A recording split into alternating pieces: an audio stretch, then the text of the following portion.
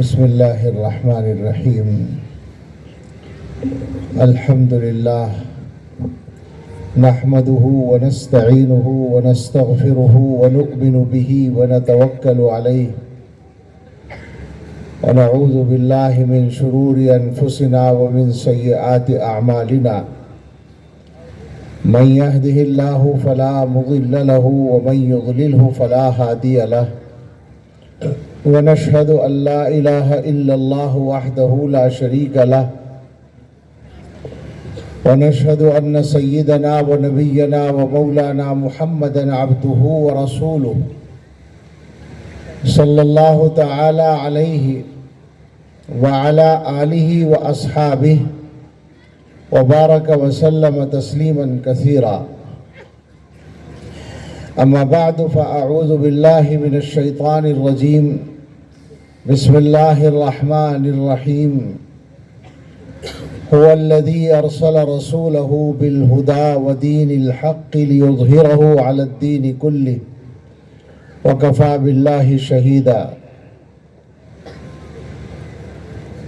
وقال تعالى وما آتاكم الرسول فخذوه وما نهاكم عنه فانتهوا واتقوا الله إن الله شديد العقاب صدق الله العظيم قال رسول الله صلى الله عليه وسلم لا يزال الله يغرس في هذا الدين غرسا يستعملهم في طاعته أو كما قال عليه الصلاة والسلام وقال صلى الله عليه وسلم من آتاه الله القرآن ثم علم أن أحدا أوتي خيرا منه فقد حقر ما عظمه الله أو كما قال عليه الصلاة والسلام اللهم صل على سيدنا محمد وعلى آل سيدنا محمد وبارك وسلم كما تحب وترضى عدد ما تحب وترضى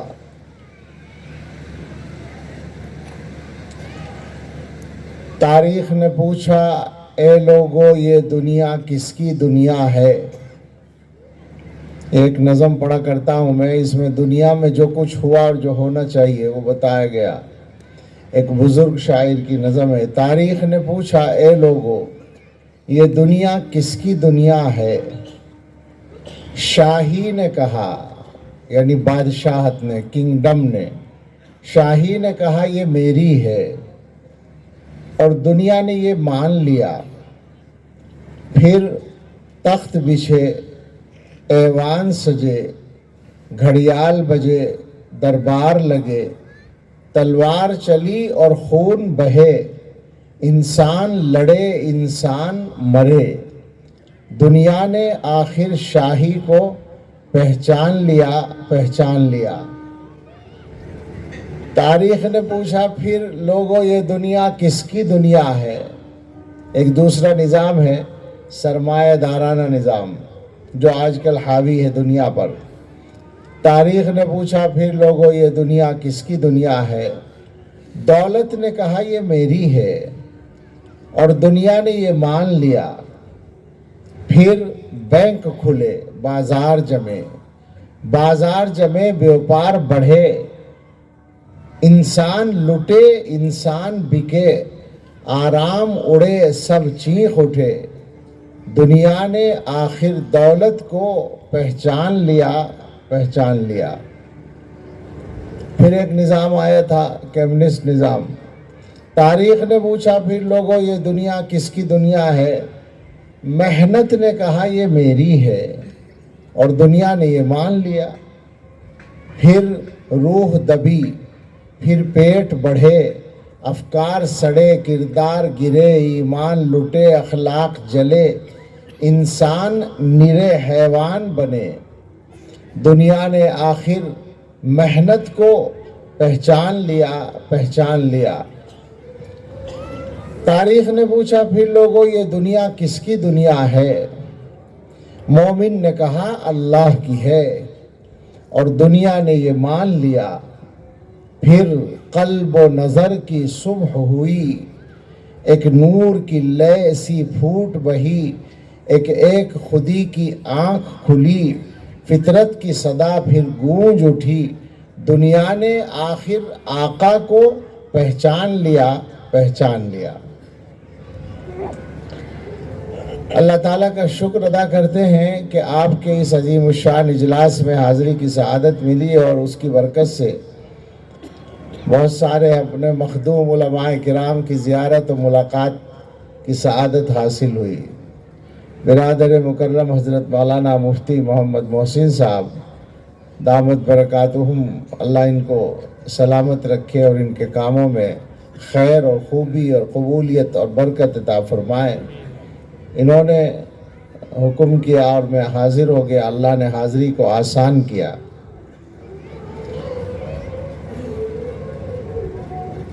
آج کل جو وقت گزر رہا ہے، اسفار اور بیانات اور مدرسے کا اب تو اسباق پورے ہو گئے، لیکن چل رہا تھا ابھی تک سلسلہ، ان سارے کاموں کے ساتھ ایک جو غم، ایک جو حادثہ، ایک جو صدمہ گزرا ہے، جس سے واقف ہیں،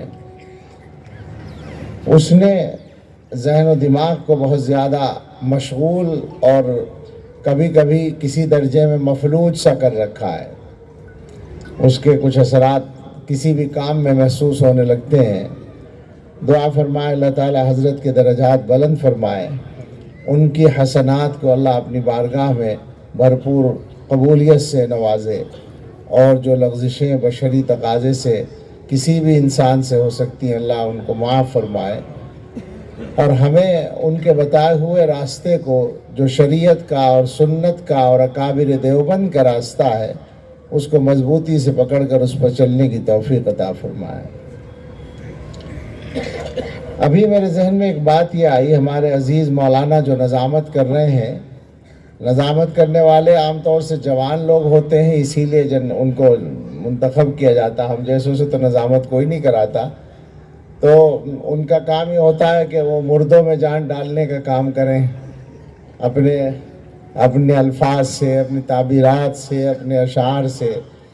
تو انہوں نے بہت سی باتیں کہیں، بہت سے اشعار پڑھ دیے، مگر خاص طور سے ایک چیز کے بارے میں یہیں سے اگر بات کہہ دوں اور پہنچ جائے گی تو اچھا ہوگا۔ یہ جو حضرت کے خلفاء کے ذمہ داری کی بات بار بار میرے بارے میں کہی جا رہی ہے، تو یہ کوئی ایسی چیز نہیں ہے جس کا تذکرہ عوامی سطح پر اور عوامی اجلاسات میں کیا جائے، بلکہ یہ تو ایک طرح کی امانت تھی، اور میں نے اس کا اظہار بھی نہیں کیا تھا، اور وہ بھی خدمت ہے، ورنہ سارے خلفاء مجھ سے بہت زیادہ برتر اور بہت کامل ہیں، میں ان کا سب سے ناقص فرد ہوں، اور شاید اسی لیے ایک خادم کے طور پر حضرت کی نظر میں یہ بات تھی، لیکن یہ کوئی ایسا مسئلہ نہیں ہے جس کو بار بار ہم ذکر کریں۔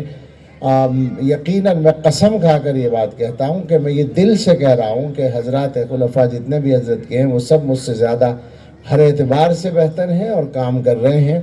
البتہ رابطے کے لیے، رابطہ کار کے طور پر جیسے آج کل ضرورت ہوتی ہے کبھی کبھی، تو یہ خادم ہو سکتا ہے، لیکن یہ کوئی ایسی بات نہیں ہے جس کا بار بار ہم ذکر کریں۔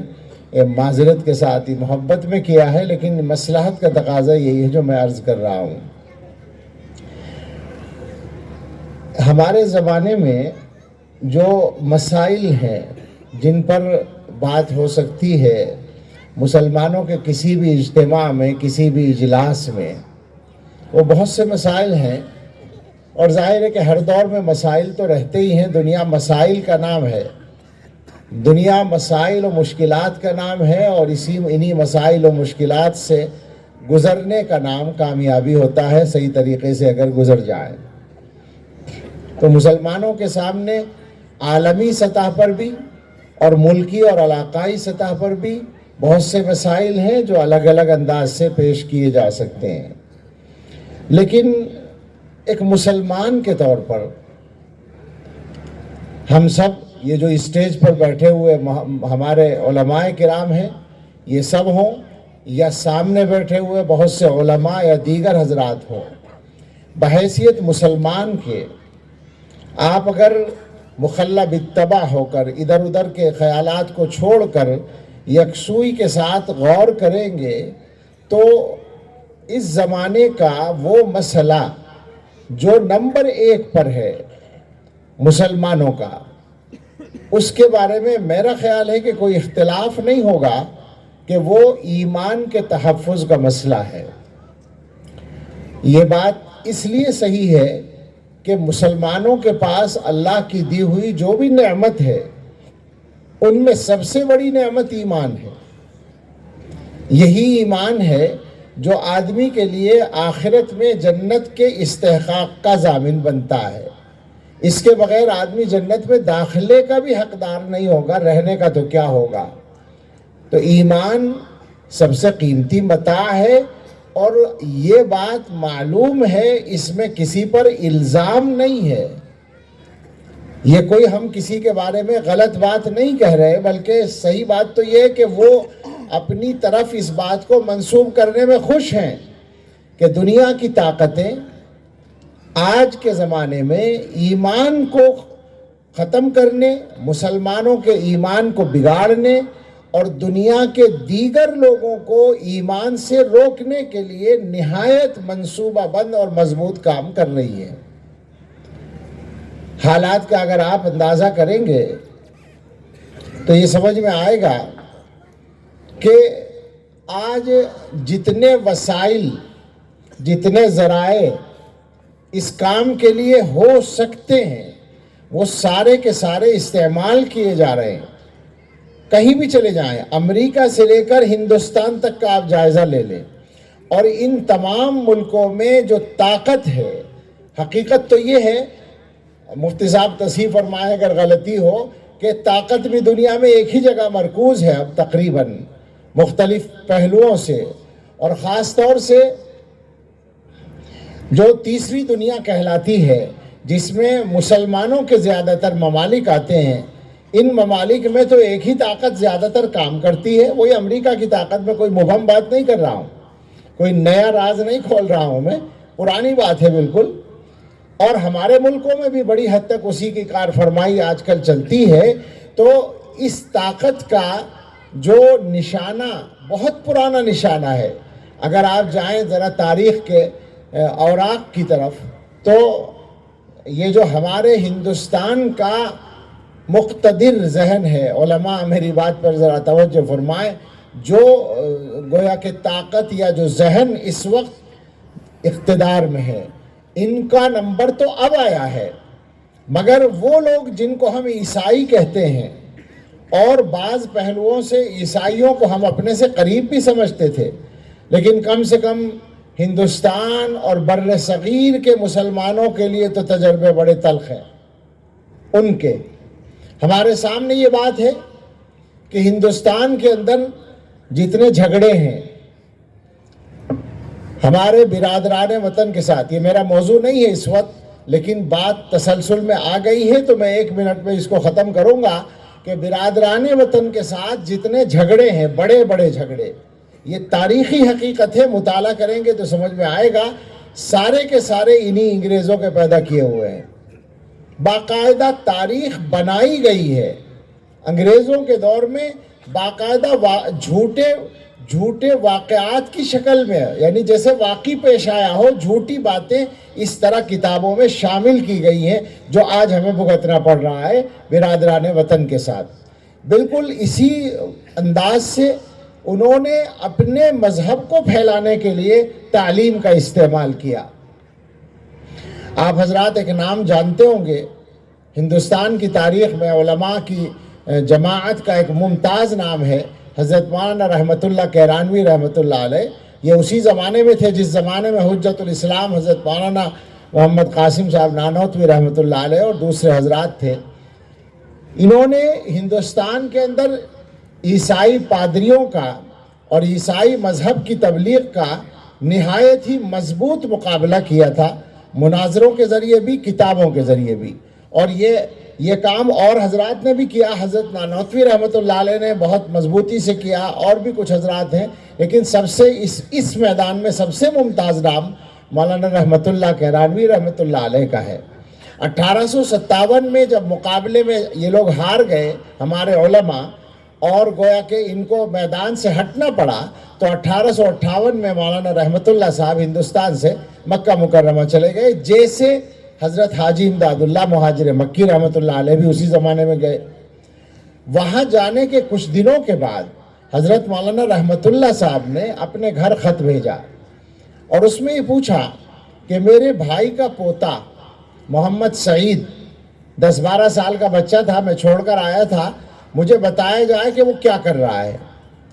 جواب پہنچا کہ وہ اس کا جو باپ ہے یعنی آپ کا بھتیجا وہ امبالہ میں سرکاری ملازم ہے، اس کی ڈیوٹی وہاں ہے، تو بچہ اپنے باپ کے ساتھ امبالہ میں رہ رہا ہے اور وہاں کے مشن اسکول میں پڑھ رہا ہے۔ مشن اسکول کا مطلب آپ سمجھ رہے ہیں، عیسائیوں کا اسکول۔ حضرت نے جواب میں لکھا کہ جس عیسائیت کی تردید میں میری ساری جوانی اور میری زندگی لگ گئی، وہیں انہی کے چنگل میں میرے گھر کا بچہ پھنس رہا ہے، یہ کیسے چلے گا؟ اس بچے کو یہاں بھیج دو۔ چنانچہ وہ بچہ مکہ مکرمہ پہنچا اور مولانا رحمت اللہ صاحب نے ان کی تعلیم کا انتظام کیا اور حاجی امداد اللہ صاحب کے ذریعے تربیت کرائی، اور یہی وہ بچہ تھا جس نے مکہ مکرمہ میں مدرسہ سہولتیہ قائم کیا، مولانا محمد سعید صاحب رحمت اللہ علیہ۔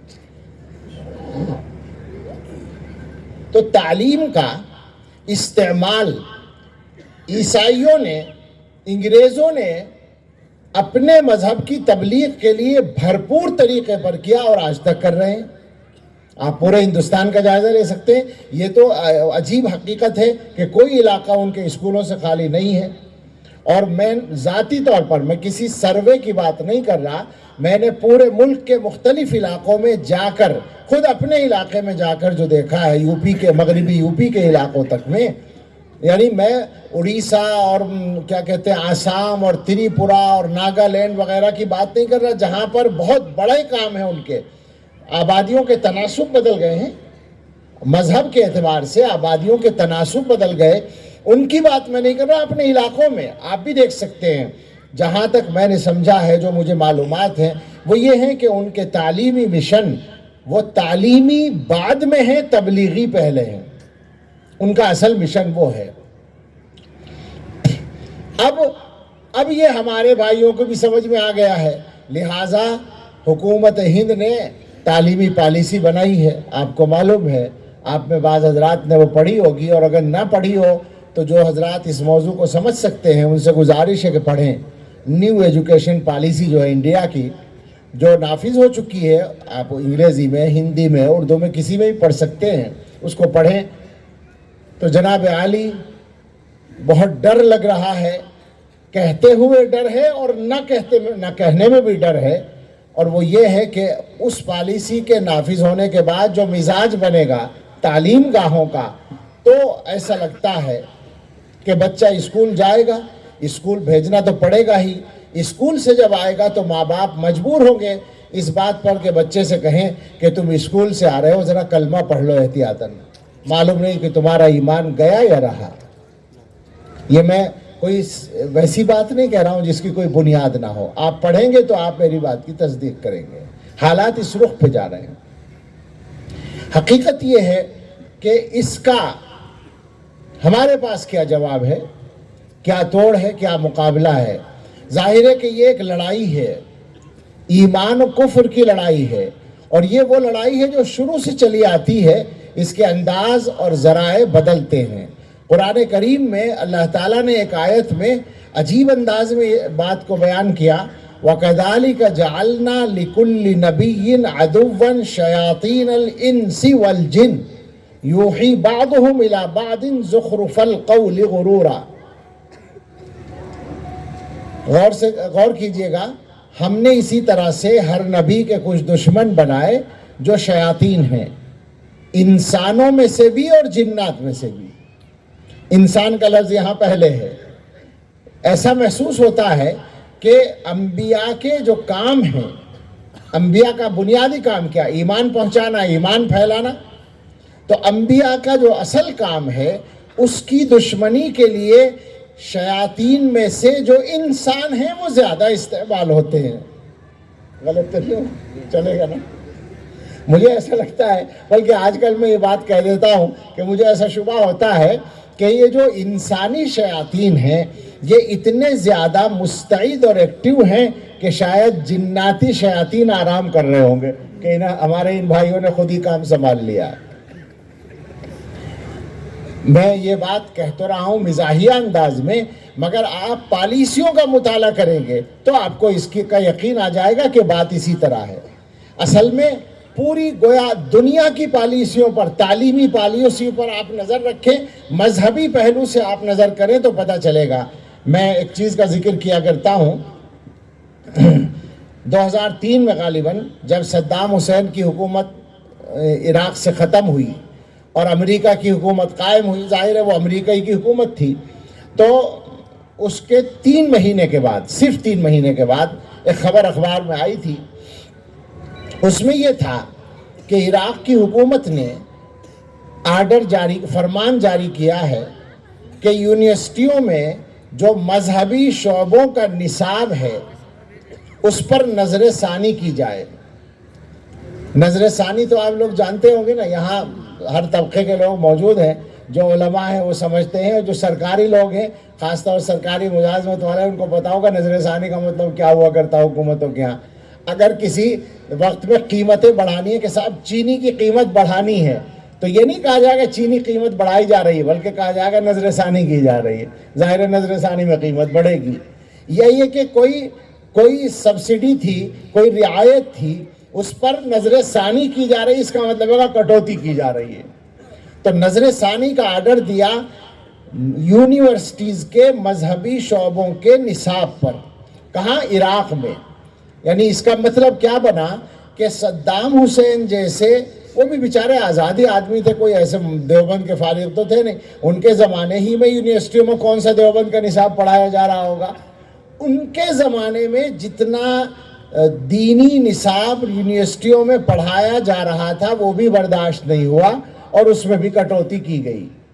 اور آپ اگر گزشتہ 25 30 40 سال کے عرصے میں مسلم ممالک میں مسلم ممالک کہہ رہا ہوں، مسلم ممالک کی تعلیمی پالیسیوں کا جائزہ لیں گے تو کم سے کم 10 ملکوں میں ایسا مل جائے گا آپ کو کہ امریکہ کے اثر و رسوخ کی وجہ سے وہاں مذہبی تعلیم کے اوپر گویا قدغن لگی یا راستے میں رکاوٹیں کھڑی کی گئی۔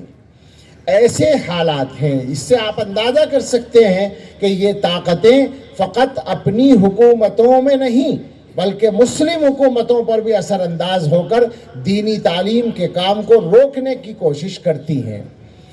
ان ساری باتوں کو جاننے کے بعد کیا اب بھی یہ بتانے کی ضرورت پڑے گی کہ مسلمانوں کے لیے مدرسے کا کردار کیا ہے؟ سوچنے کی بات اصل یہ ہے، مدرسہ مسلمانوں کے لیے کیا کرتا ہے؟ یہ جو مدارس کا نظام ہے جس کے تحت ہم اس وقت یہاں بیٹھے ہیں، یہ مدارس کا یہ والا نظام، ویسے مدرسہ اسلامی تاریخ میں پہلے دن سے ہے، اسلامی تاریخ میں مدارس کا سلسلہ شروع سے ہے، مگر یہ والا جو نظام ہے اس کی بسم اللہ دیوبند سے ہے۔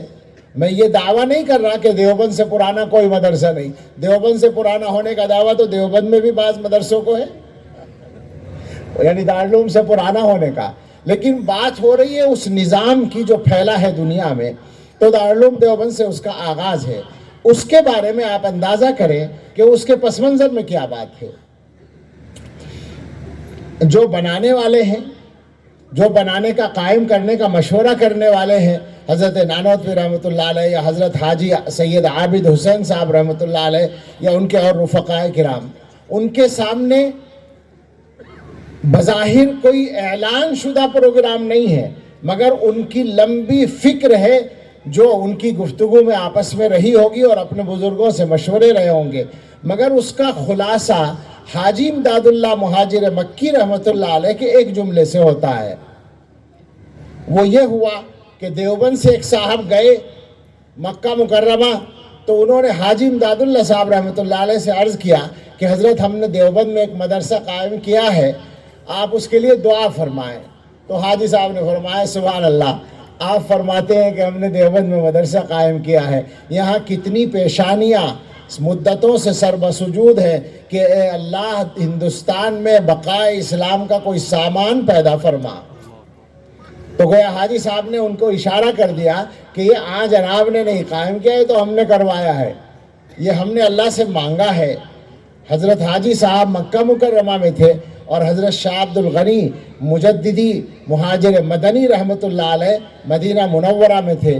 ایک تو ان کے شیخ تھے، ایک استاذ تھے۔ حضرت نانوتوی اور حضرت گنگوہی رحمۃ اللہ علیہ کے شیخ حضرت حاجی صاحب تھے، اور استاذ حضرت مولانا شاہ عبد الغنی محدث دہلوی تھے۔ اور اسی کی برکت تھی کہ دارالعلوم کے قائم ہوتے ہی پہلے ہی سال میں دوسرے علاقوں کے اور دوسرے ملکوں کے طلباء آ گئے تھے۔ حضرت مولانا ریاست علی صاحب رحمۃ اللہ علیہ نے ایک نظم میں، ترانے کے علاوہ ایک نظم ہے ان کی، ایک نعت میں تزمین کی تھی، تو اس میں فرمایا تھا یہ اہل علم کا جو دارالعلوم مرکز ہے، ملا ہے سب کو یہاں کا پتہ مدینے سے، اسی کے دم سے ہے دارالعلوم میں رونق، چلا تھا علم کا جو قافلہ مدینے سے۔ دارالعلوم دیوبند چلا، قائم ہوا، مظاہر علوم سہارنپور قائم ہوا، مدرسہ شاہی مراد آباد قائم ہوا، اور اس کے بعد ندوۃ العلماء قائم ہوا۔ تھوڑے تھوڑے فرق کے ساتھ مدرسے قائم ہوئے، اکثر و بیشتر اسی نظام اور اسی نصاب کے ساتھ جو دیوبند سے چلا تھا، اور کہیں کچھ اصلاح کا ارادہ کر کے، لیکن وہی منزل اور مقصد سب کی ایک تھا۔ تو اس کے تحت یہ چراغ سے چراغ جلتے گئے، اور آج یہ بات کہی جا سکتی ہے کہ دنیا میں غیر سرکاری تعلیمی نظام سب سے بڑا وہ نظام ہے جو مدرسوں کا ہے، غیر سرکاری نظام۔ یہ دیکھنے میں بڑا نظر نہیں آئے گا، اور ہم دکھانا بھی نہیں چاہتے۔ ہم تو اب چاہتے ہیں کہ اور زیادہ کیا کہیں گے، آج کل کے زمانے میں لو پروفائل ہو کے کام کیا جائے۔ آج کے زمانے میں تو یہی پیغام ہے، لیکن نظر اس لیے نہیں آتا کہ ساری دنیا کے مدارس ایک نظام میں نہیں ہیں، اور یہ مناسب بات ہے کہ ہر ملک کا اپنا ایک نظام ہوتا ہے، ہر ملک کے مدرسے اپنے حساب سے چلتے ہیں، ورنہ حقیقت یہ ہے کہ یہ ساری دنیا کے مدرسے فکر کے اعتبار سے ایک لڑی میں پروئے ہوئے ہیں۔ ہمارے یہاں کئی قصے اچانک یاد آئے مجھے، میں سوچنے لگا کون سا بولوں۔ ایک وہ امریکی وزارت خارجہ کا ایک افسر آیا تھا، اور وہ انگریزی، ظاہر انگریزی بولنے والا تھا، تو میں تو اس کے ساتھ نہیں تھا، دوسرے لوگ جو ساتھ میں تھے اس کو دکھانے کے لیے، انہوں نے جو مجھے بتایا وہ یہ تھا کہ وہ دارالعلوم میں گھوما، سارے دارالعلوم کو دیکھا۔ آپ لوگ جانتے ہیں کہ دارالعلوم دیوبند عمارت کے اعتبار سے بھی اچھا خاصا بڑا ہے، 200-300 بیگھے میں شاید اس کا وہ ہے، دائرہ ہے، احاطہ ہے۔ تو دیکھ کر واپس آیا حضرت محتمم صاحب رحمۃ اللہ علیہ، مولانا مرغوب الرحمان صاحب کے پاس، اور پھر کہنے لگا کہ آپ کا دارالعلوم بس اتنا ہی بڑا ہے؟ تو انہوں نے کہا ہاں بھائی یہی ہے جو آپ دیکھ کر آئے۔ ایسے کیوں پوچھتے ہیں آپ؟ چھوٹا لگا آپ کو؟ کہنے لگے ہاں میں تو یہ تصور کر کے آیا تھا کہ دارالعلوم دیوبند دلی سے بھی بڑا ہوگا۔ تو انہوں نے کہا کیوں، ایسا کیوں سوچا تھا؟ کہنے لگے کہ میں امریکہ کی وزارت خارجہ کے اس شعبے کا ذمہ دار ہوں جس میں دنیا کے اندر مسلمانوں کی مذہبی سرگرمیوں کی معلومات جمع کی جاتی ہیں۔ اس کے لیے میں ساری دنیا میں سفر کرتا ہوں، اور میں دنیا کے اکثر ملکوں میں گیا ہوں جہاں مسلمان رہتے ہیں، قابل ذکر تعداد میں جہاں بھی رہتے ہیں اور ان کا کوئی نظام چلتا ہے، تو میں وہاں سب جگہ گیا ہوں۔ میں جہاں بھی گیا اور میں نے آپ کے مذہب کا، اسلام کا کوئی کام ذرا مضبوطی سے ہوتا ہوا دیکھا، اور اس کی جڑ کو کریدا تو اس کے نیچے سے دیوبند نکلا۔ اس لیے میں سوچ رہا تھا کہ یہ جو ساری دنیا کے اندر جڑوں میں گھسا ہوا ہے، یہ اپنا مرکز اس کا کتنا بڑا ہوگا، یہ اس نے کہا۔ اور اس سے تھوڑا سا مختلف واقعہ میرے ساتھ پیش آیا، وہ بھی امریکی وزارت خارجہ ہی کا افسر تھا، کیونکہ امریکہ والوں کو ذرا زیادہ حق ہوتا ہے نا دنیا میں سب جگہ گھسنے اور دخل دینے کا اور پوچھنے کا۔ تو وہ بھی ایک صاحب آئے ہوئے تھے، یہ بات بھی بہت پرانی ہے، سن 2000 کی ہے شاید۔ وہ عربی بولتا تھا اتفاق سے، فلسطینی نسل کا عیسائی تھا، امریکن تھا اور افسر تھا۔ تو اس کے ساتھ ہم لوگوں کی ڈیوٹی لگی۔ ایک وقت ایسا آیا کہ مہمان خانے میں کچھ دیر تک اس نے مجھ سے تنہا کچھ باتیں کی، معلومات، سوالات بہت سے۔ اس نے ایک سوال یہ کیا کہ ہندوستان میں کتنے مدرسے ہیں؟ میں نے کہا کہ مجھے نہیں معلوم، میرے پاس کوئی سروے نہیں ہے کہ میں سارے مدرسوں کی تعداد بتا سکوں۔ تو اس نے کہا کہ خرچ کتنا ہوتا ہوگا مدرسوں پر؟ میں نے کہا جب مجھے تعداد نہیں معلوم تو مجھے خرچ کیا معلوم ہوگا، بجٹ کیسے بتاؤں؟ لیکن اس نے کہا اچھا دارالعلوم دیوبند کا خرچ کتنا ہے؟ میں نے کہا میں نے وہ بتا دیا، وہ معلوم تھا۔ اور میں نے کہا کہ یہ دارالعلوم کا بجٹ جو ہے یہ مدرسوں میں سب سے بڑا بجٹ ہے، اس سے کچھ کم بجٹ والے بھی چند مدرسے ہیں، اور پھر لاکھوں والے یا ایک آدھ کروڑ والے یا ہزاروں کے خرچ والے، تو ہزاروں بلکہ لاکھوں ہیں اگر چھوٹے چھوٹے پر جائیں۔ یہ میں نے کہا تو اب اس نے ذرا سا اپنے ذہن میں ایک حساب سا لگایا، رکا وہ تھوڑی دیر، اور پھر میری طرف دیکھ کر ایک دم اس نے سوال کیا کہ یہ سارا پیسہ کہاں سے آتا ہے؟ یہ جواب جو ہے ہمارے لیے سب سے زیادہ آسان تھا۔ میں نے جلدی سے کہا من تبرعات الشعب المسلم، عام مسلمان کے چندے سے، یہ میں نے جلدی سے بول دیا۔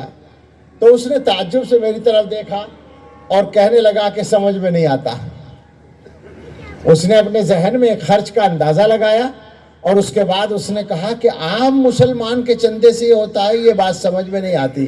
میں نے جواب میں کہا کہ سمجھ میں تو ہمارے بھی نہیں آتا، سچی بات ہے بھائی۔ کوئی عقل کی بات ہے کہ ایک آدمی محنت سے پیسہ کمائے اور مولوی محسن کی جیب میں ڈال دے لا کے کہ تم جیسے چاہے خرچ کر لو؟ سوچنے کی بات ہے۔ محتمم صاحب کو لا کر دے دے کہ صاحب آپ کی مرضی جو چاہے کریں، یہ عقل میں آنے والی بات ہے کیا؟ یہ عقل کی بات نہیں ہے، یہ اللہ تعالیٰ کا قائم کیا ہوا ایک نظام ہے۔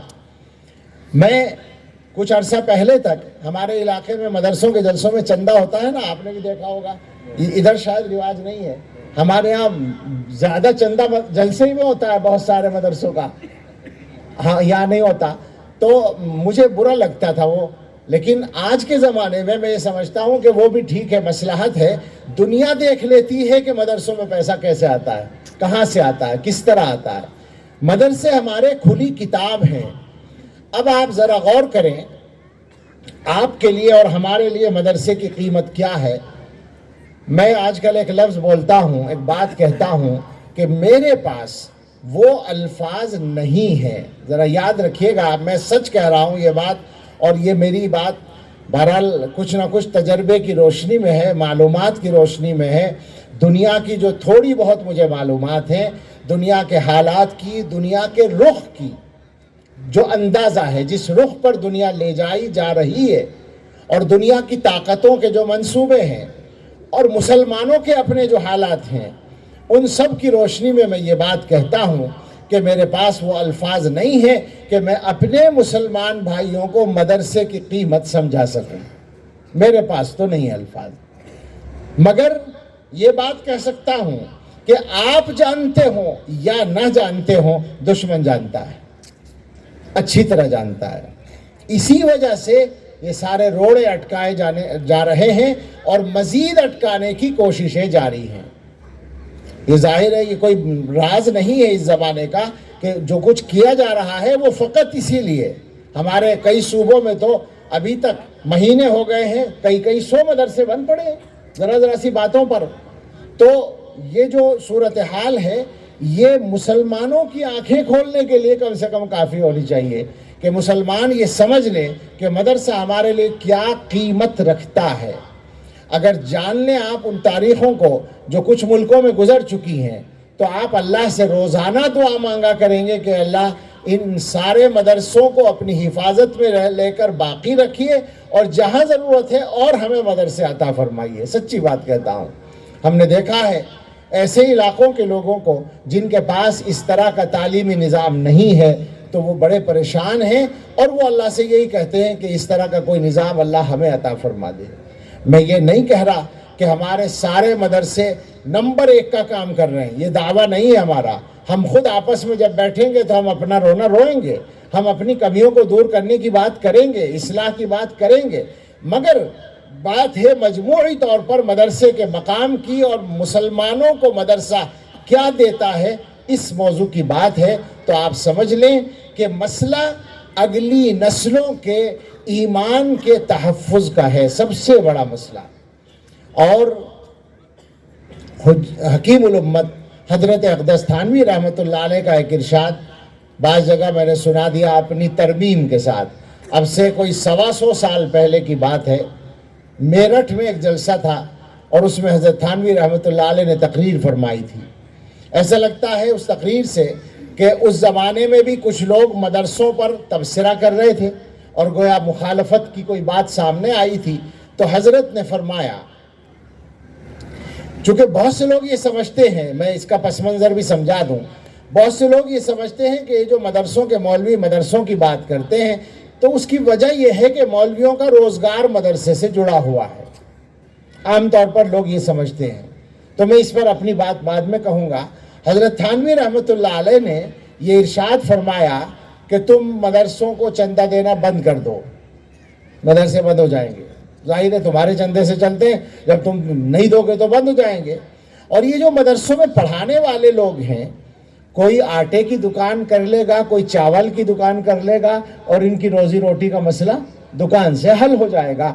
مگر تمہارے بچے، تمہاری نسلیں 50 سال میں تمہارے بچے ہندو ہوں گے، یہودی ہوں گے، عیسائی ہوں گے.